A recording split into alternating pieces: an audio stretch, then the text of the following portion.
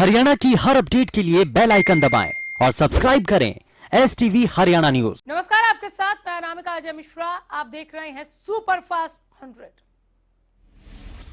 कृषि कानूनों के खिलाफ किसानों का आंदोलन 115वें दिन भी जारी है, लेकिन इस गतिरोध का अब तक कोई हल निकलता नहीं दिख रहा। एक तरफ जहां किसान अपनी मांगों को लेकर डटे हैं, वहीं सरकार भी पीछे हटने के लिए तैयार नहीं। अपने आंदोलन को फिर से तेज करने और धार देने के लिए आंदोलनकारी किसान लगातार नई रणनीति पर मंथन कर रहे हैं। शुक्रवार को किसानों ने खेती बचाओ के तहत मंडियों में प्रदर्शन किया। इन सबके बीच किसानों ने 26 मार्च को भारत बंद का ऐलान किया है। इसके बाद 28 मार्च को होलिका दहन के दौरान तीनों कृषि कानूनों की कॉपियां जलाई जाएंगी। कृषि कानून के खिलाफ किसानों का आंदोलन जारी है। साथ ही किसान लगातार नेताओं का भी विरोध कर रहे हैं। इसी कड़ी में किसानों ने 21 मार्च को सिवानी के एक कॉलेज में होने वाले कृषि मंत्री जेपी दलाल के कार्यक्रम का विरोध करने का ऐलान किया। किसान संगठन भाकियों ने चेतावनी देते हुए कहा कि किसी भी कीमत पर कृषि मंत्री के कार्यक्रम को नहीं होने देंगे। इसके लिए चौधरीवास टोल प्लाजा पर किसान पंचायत का आयोजन किया गया, जिसमें कई किसान नेता शामिल हुए। इस दौरान नेताओं ने विधानसभा में लाए गए अविश्वास प्रस्ताव को लेकर चर्चा की। इनका आरोप है कि सरकार उनकी मांगों को लेकर गंभीर नहीं। ढासा बॉर्डर धरना स्थल पर 100 दिन के बाद प्रशासन ने एक तरफ का रास्ता खोल दिया है। किसान नेताओं के मुताबिक धरने के पहले दिन से ही हजारों किसान बॉर्डर के एक तरफ बैठे हुए हैं और दूसरी तरफ का रास्ता किसानों ने कभी भी नहीं रोका। इधर सोनीपत की अनाज मंडी में गेहूं और सरसों की फसल खरीद की तैयारियां शुरू हो गई। अनाज मंडी में आवक शुरू होने से पहले ही मंडी प्रशासन द्वारा खरीद के लिए सभी इंतजाम पूरे किए जा रहे हैं।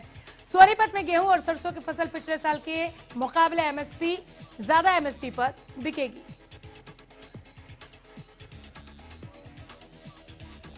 अनाज मंडी में मेरी फसल मेरा ब्यौरा के आधार पर किसानों द्वारा कराए गए रजिस्ट्रेशन के आधार पर फसल की खरीदारी की जाएगी। सरसों की फसल के लिए करीब 1800 से ज्यादा किसानों ने रजिस्ट्रेशन कराया है, जबकि गेहूं की फसल के लिए 28,835 किसानों ने रजिस्ट्रेशन करवाया। जिले में सरसों की फसल की एमएसपी 4650 रुपए रखी गई है। वहीं गेहूं की एमएसपी 50 रुपए की बढ़ोतरी के साथ 1975 तय की गई।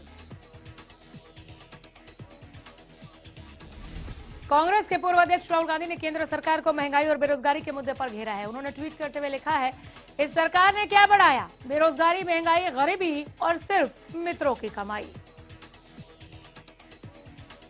उन्होंने ट्वीट के साथ एक अखबार के आंकड़े भी साझा किए। कहा गया है कि कोविड से पहले 9.9 करोड़ लोग मध्यम आय वर्ग का हिस्सा थे, जिनकी संख्या घटकर अब 6.6 करोड़ रह गई है। स्वतंत्रता के 75 साल पूरा होने पर अमृत महोत्सव मनाया जाएगा, जिसके लिए प्रदेश के आला अधिकारियों ने बैठक कर तैयारियों की रणनीति पर चर्चा की। इसके तहत प्रदेश सरकार के मुख्य सचिव विजय वर्धन ने शुक्रवार को चंडीगढ़ में वरिष्ठ अधिकारियों की मीटिंग लेकर निर्देश दिए।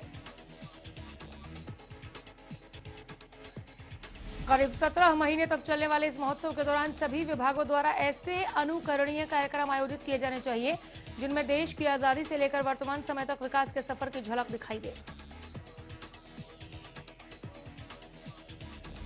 उन्होंने इस मैराथन महोत्सव के लिए अधिकारियों की एक कमेटी बनाने के निर्देश दिए, ताकि समय समय पर तैयारियों की समीक्षा की जा सके। मुख्य सचिव ने कहा कि प्रधानमंत्री नरेंद्र मोदी ने अमृत महोत्सव का शुभारंभ करते हुए गत 12 मार्च को गुजरात की साबरमती से दांडी मार्च को हरी झंडी दिखाकर रवाना किया। मुख्यमंत्री मनोहर लाल ने उसी दिन एक प्रदर्शनी का उद्घाटन कर इस महोत्सव की हरियाणा में भी शुरुआत कर दी थी।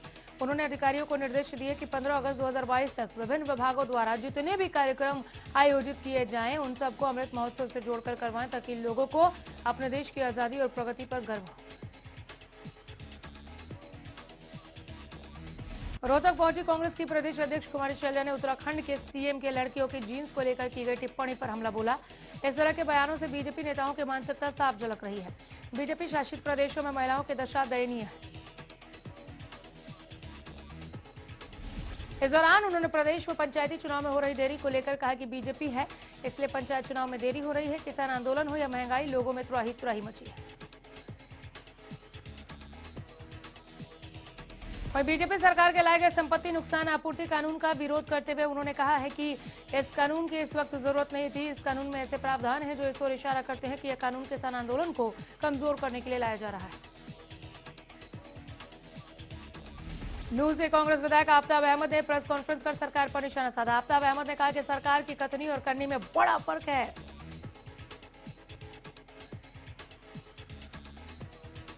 आफ्ताब अहमद ने कहा कि सरकार ने कुर्तला में शहीद बेटी किरण शेखावत की याद में एक महिला कॉलेज बनाने की घोषणा की थी, लेकिन अब साला हेड़ी महिला कॉलेज का ही नाम बदलकर शहीद किरण शेखावत कर दिया।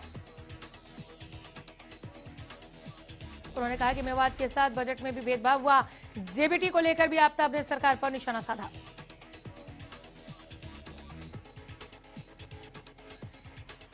इनेलो नेता अभय चौटाला ने प्रेस कॉन्फ्रेंस कर सरकार की नीति और नीयत पर सवाल उठाया। अभय चौटाला ने कहा कि सरकारी संपत्ति क्षति वसूली बिल लाकर किसान आंदोलन को कमजोर करने की कोशिश कर रही है सरकार, लेकिन किसान सरकार के इस कानून से नहीं डरेंगे।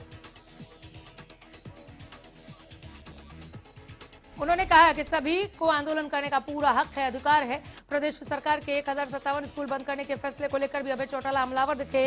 उन्होंने कहा कि सरकार नहीं चाहती कि गरीबों के बच्चे पढ़े लिखे। इस दौरान अभय चौटाला ने कालका और ऐलनाबाद विधानसभा सीटों पर चुनाव लड़ने की बात कही। कहा कि वो पिछले दिनों कालका के 36 गांवों का दौरा कर चुके हैं। देश में कोरोना के तेजी से बढ़ते आंकड़ों ने एक बार फिर लोगों की टेंशन बढ़ा दी है। देश में कोरोना का ग्राफ रोजाना नए रिकॉर्ड बना रहा है। देश में 112 दिनों बाद करीब 41,000 कोरोना केस सामने आए हैं।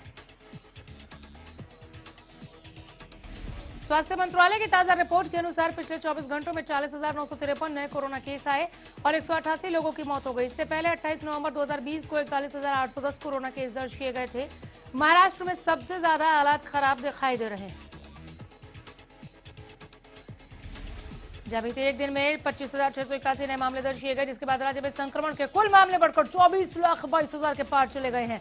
महाराष्ट्र में अब तक इस महामारी के चलते 53,208 लोगों को अपनी जान गंवानी पड़ी। हरियाणा में एक बार फिर कोरोना के मामलों में बढ़ोतरी हुई। बीते 24 घंटे में 872 नए मरीजों की पुष्टि हुई, जिनमें गुरुग्राम में 184, पंचकुला में 166, करनाल में 114 और अंबाला में 88 नए मामले सामने आए। कुरुक्षेत्र में 85, यमुनानगर में 59 मामलों की पुष्टि हुई। प्रदेश में अब तक 3,090 मरीजों की मौत हुई है, जबकि कुल मरीजों का आंकड़ा 2,78,140 पहुंच चुका है। प्रदेश में एक दिन में 448 मरीजों ने कोरोना को मात दी है। वहीं अब तक 2,70,000 से ज्यादा मरीज ठीक होकर घर लौट चुके हैं। पानीपत में कोरोना को लेकर सरकारी दफ्तर के कर्मचारी संजीदा नहीं है। हरियाणा न्यूज की टीम ने पानीपत के डाकघर का रियलिटी चेक किया तो पाया कि वहां के कर्मचारी कोरोना की गाइडलाइन को फॉलो नहीं कर रहे हैं। डाकघर के किसी भी कर्मचारी ने चेहरे पर मास्क नहीं लगाया था, जबकि कर्मचारियों के पीछे ही पीएम मोदी के कोरोना नियमों की अपील वाला बैनर भी लगा था। कर्मचारी पूरी तरह से लापरवाह नजर आए। सिरसा नागरिक अस्पताल में कोरोना संक्रमण से बचाव के लिए मेगा ड्राइव जारी है। अस्पताल में 2 वैक्सीनेशन सेंटर बनाए गए।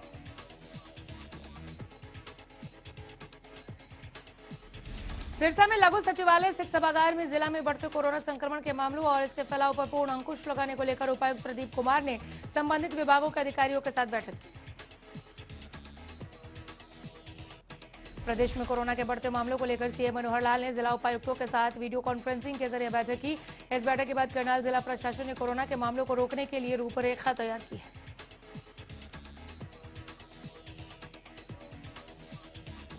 मीडिया से बातचीत करते हुए डीसी निशांत कुमार यादव ने बताया कि प्रशासन ने स्वास्थ्य विभाग के साथ स्कूलों में कोरोना टेस्टिंग के लिए 17 टीमों का गठन किया है। स्कूल में किसी भी बच्चे या शिक्षक के बिना मास्क के पाए जाने पर स्कूल प्रबंधन के खिलाफ सख्त कार्रवाई होगी। वहीं इसके साथ ही यह टीम होली मिलन समारोह और शादी जैसे भीड़भाड़ वाले कार्यक्रमों में भी सोशल डिस्टेंसिंग समेत कोविड नियमों का पालन करवाने का काम करेगी। इस दौरान कोविड नियमों का पालन न होने पर आयोजकों के खिलाफ सख्त कार्रवाई की जाएगी।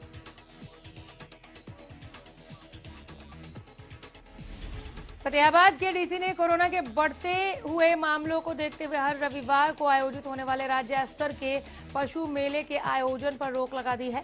इस पशु मेले में हरियाणा के अलग अलग जिलों के अलावा उत्तर प्रदेश, पंजाब और राजस्थान के पशु व्यापारी पशुओं का व्यापार करने के लिए आते हैं। फतेहाबाद के डीसी डॉक्टर नरहरि सिंह बांगड़ ने पशु मेले पर अगले आदेश तक रोक लगाने के बारे में बताया कि कोरोना का संक्रमण एक बार फिर से बढ़ने लगा है, जिसके चलते पशु मेले पर रोक लगाने का फैसला लिया गया। डीसी ने बताया कि फतेहाबाद में आयोजित होने वाले पशु मेले में दूसरे राज्यों से भी लोग आते हैं, जो कि संक्रमण फैलने की दृष्टि से चिंताजनक है। प्रदेश में 25 विद्यार्थियों से कम संख्या वाले राजकीय प्राइमरी स्कूलों को बंद करने का फैसला लिया गया है। इन स्कूलों में पढ़ाई करने वाले विद्यार्थियों को 1 किलोमीटर के दायरे में दूसरे राजकीय स्कूल में पढ़ाया जाएगा।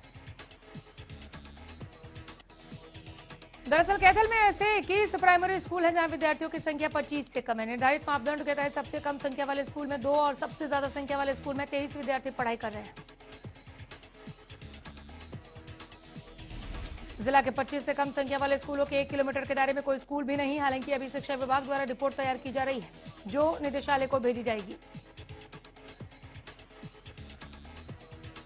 प्रदेश भर में मानवाधिकार सुविधाओं का जायजा लेने के लिए राज्य मानवाधिकार आयोग की टीम कई जिलों के दौरे पर है। इसी कड़ी में आयोग की टीम ने करनाल में सेफ्टी होम और नारी निकेतन सहित अन्य संस्थानों का दौरा किया। राज्य मानवाधिकार आयोग के चेयरमैन जस्टिस एसके मित्तल की अध्यक्षता में आयोग ने शनिवार को मधुबन स्थित सेफ्टी होम और करनाल में नारी निकेतन में सुविधाओं का जायजा लिया।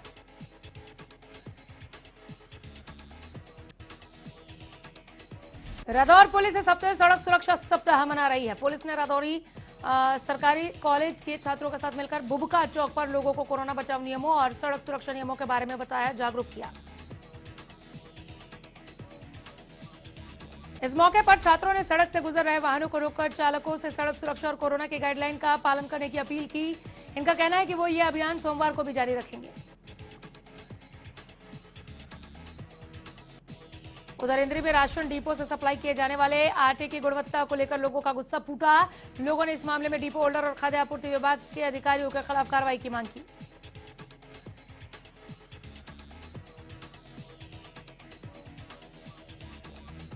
मौके पर पहुंची पार्षद शशिकांता ने भी आटे को जांचने के बाद अधिकारियों को इस बाबत अवगत करवाया।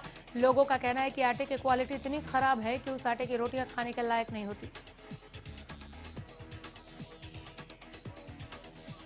कुछ लोगों ने आटे से दुर्गंध आने की भी बात कही। लोगों का कहना है कि यह काम राशन डिपो होल्डर और अधिकारियों की मिलीभगत से हो रहा है। एक बार फिर हरियाणा न्यूज की खबर का बड़ा असर देखने को मिला। फरीदाबाद में नाबालिग से छेड़छाड़ और यौन शोषण के आरोपी अशोक गोयल को पुलिस ने गिरफ्तार कर लिया। अशोक गोयल को अरेस्ट करने के बाद पुलिस उसकी मेडिकल जांच के लिए सिविल अस्पताल लेकर पहुंची थी। आपको बता दें कि नाबालिग से छेड़छाड़ और यौन शोषण का आरोपी अशोक गोयल पिछले 5 दिनों से फरार था। हरियाणा न्यूज ने इस खबर को प्रमुखता से दिखाया था, जिसके बाद पुलिस ने भी इस मामले में तेजी से कार्रवाई करते हुए अशोक गोयल को धर दबोचा। प्रदेश में मिलावटखोरों के खिलाफ सीएम फ्लाइंग टीम का एक्शन जारी है। शुक्रवार को हांसी में सीएम फ्लाइंग टीम ने सेठी चौक पर स्थित एक अचार फैक्ट्री में छापेमारी की। इस दौरान फैक्ट्री में करीब 50 अचार के ड्रम भरे मिले, जिनमें से ज्यादातर ड्रमों में रखा अचार खराब हो चुका था। सीएम फ्लाइंग ने फूड सेफ्टी ऑफिसर को बुलाकर अचार के सैंपल लिए। ऑफिसर ने बताया कि बिना लाइसेंस के ही इस फैक्ट्री को चलाया जा रहा था।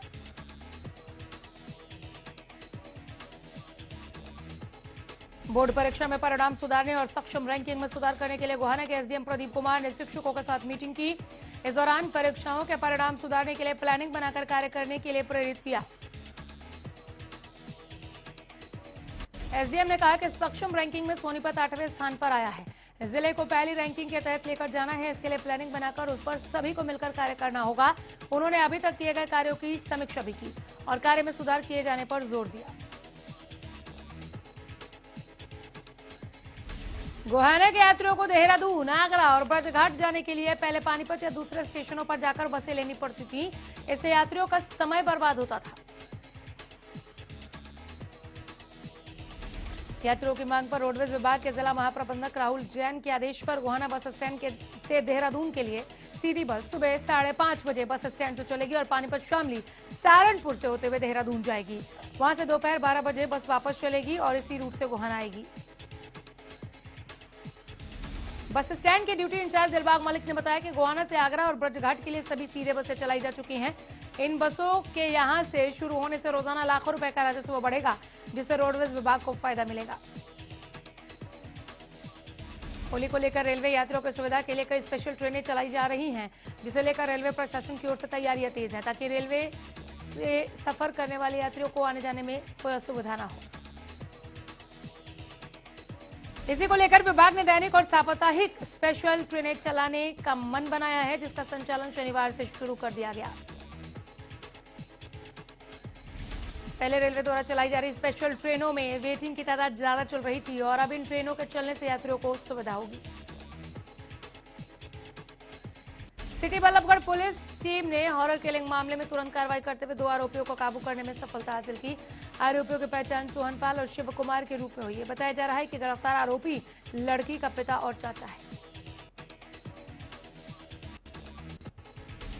सागर और मृतक कोमल ने लव मैरिज की थी। जब इस बात की जानकारी कोमल के परिजनों को मिली तो उन्होंने दोनों को अलग करने की कोशिश की, लेकिन दोनों ने पुलिस की सुरक्षा का सहारा लिया। इस बीच कोमल के परिजनों ने दोनों की सगाई कर दी और कोमल को अपने साथ ले गए।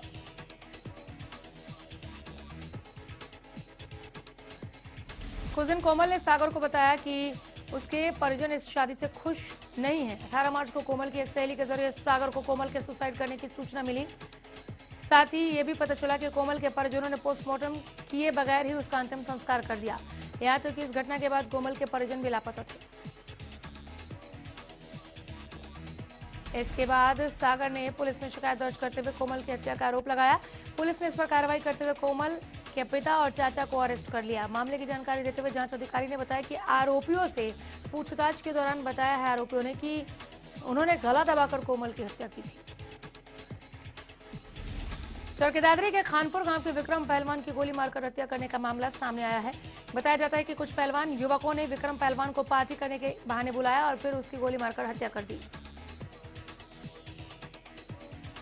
बताया जाता है कि विक्रम ने पहलवानी में कई मेडल भी जीते थे। उधर पुलिस जल्द ही आरोपियों की गिरफ्तारी की बात कर जांच कर रही है।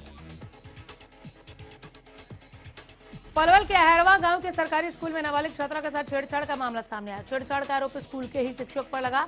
मामले की शिकायत करने पर स्कूल के स्टाफ ने मामले को दबाने की कोशिश की, लेकिन जब गांव वालों ने विरोध तेज कर दिया तो मामला सदर थाना पुलिस तक पहुंचा। पुलिस ने पीड़िता की शिकायत पर आरोपी टीचर के खिलाफ मुकदमा दर्ज कर लिया है। आरोपी टीचर को गिरफ्तार करने का दावा कर रही है पुलिस। पानीपत में एक कलयुगी पिता के काली करतूत सामने आई, जहां एक पिता पर 3 साल की मासूम बेटी के साथ दुष्कर्म की कोशिश के आरोप लगे। कलयुगी पिता की इस करतूत की शिकायत करने वाली मासूम बच्ची की मां के मुताबिक बेटी के साथ इस तरह की हरकत के बाद शख्स फरार हो गया था। मां की शिकायत पर पुलिस ने मामला दर्ज कर लिया और मेडिकल जांच में भी बच्ची के साथ की गई करतूत की पुष्टि हुई। पुलिस ने कलयुगी पिता के खिलाफ पॉक्सो एक्ट के तहत मुकदमा दर्ज कर उसको गिरफ्तार कर जेल भेज दिया। वहीं इस मामले की जानकारी देते हुए डीएसपी सतीश वत्स ने बताया कि पीड़ित बच्ची की मां की ओर से दर्ज शिकायत पर तुरंत कार्रवाई की गई और आरोपी को सलाखों के पीछे पहुंचा दिया गया। सोनीपत के कोर्ट परिसर में पुलिसकर्मी द्वारा अपने रिवॉल्वर से कैदी को गोली मारने का मामला सामने आया है। दरअसल गुरुवार को अजय को सोनीपत की जिला कोर्ट में लाया गया था। उसी दौरान अजय उर्फ बिट्टू को पुलिसकर्मी ने 3 गोलियां मार दी, जिससे उसकी मौत हो गई। पूरे मामले को लेकर अजय के परिजनों ने अब कई खुलासे किए हैं। उन्होंने पुलिसकर्मी महेश पर गंभीर आरोप लगाते हुए कहा कि महेश खाकी की आड़ में अपराध का धंधा चलाता था, जिसके लिए वो अजय उर्फ बिट्टू की मदद लेता था। उन्होंने बताया कि महेश ने बिट्टू से 15 लाख रुपए लिए थे, लेकिन जब बिट्टू ने उससे रुपए वापस मांगे तो उसने बिट्टू को मौत के घाट उतार दिया। वह इस मामले में पुलिस ने पैसे के लेन देन के मामले को नकारा है। फिलहाल मृतक कृष्ण की पत्नी के बयान पर 17 लोगों के नाम लिखवाए गए।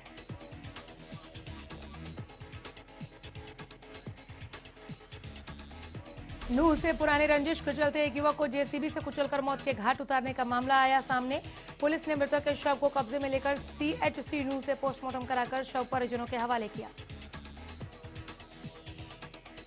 मौत के असली कारणों का तो पोस्टमार्टम रिपोर्ट और पुलिस जांच के बाद ही पता चल पाएगा। पुलिस ने 5 लोगों के नाम दर्ज कर जांच शुरू की है। पुलिस सड़क हादसे के एंगल से भी जांच कर रही है। फरीदाबाद के बड़कल लेक के पास एक युवक की संदिग्ध परिस्थितियों में मौत हो गई। मृतक युवक ज्वेलरी शॉप चलाता था। देर रात बड़कल के सरकारी होटल ग्रे फाल्कन में शराब पीने के लिए आया था।